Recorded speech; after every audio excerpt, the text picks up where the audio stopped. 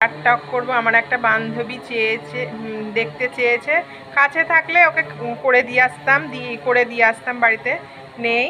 দিয়ে দেখো তেঁতুল এরকম করে ভিজিয়ে রাখতে হবে।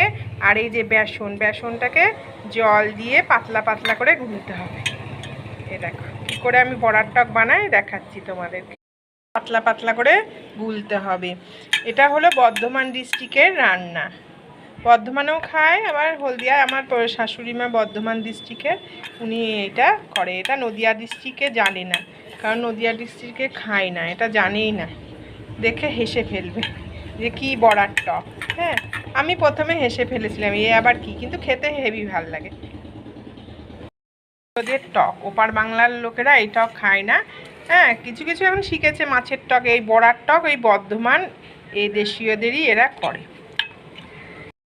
তেল দিলাম অল্প,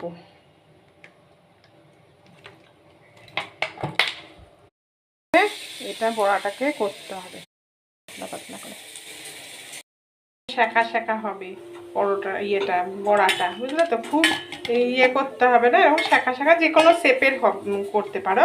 আর এই দেখো তেঁতুলটাকে এরকম করে ভালো করে চটকাতে হবে।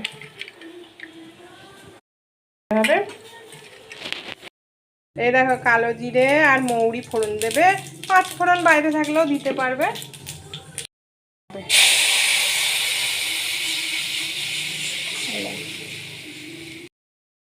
চিনিটা এর মধ্যে দাও, আর একটু দাও। এই দেখো চিনি দিতে হবে, একটু হলুদ দিলাম, দিচ্ছি লবণ দিয়ে দিতে হবে। হ্যাঁ, করে নাড়িয়ে এই বড়া মানে তেঁতুলের ঝোলটা মানে ফুটবে, ওগুলো দিয়ে দিতে হবে। দেখো বড়ার টক রেডি।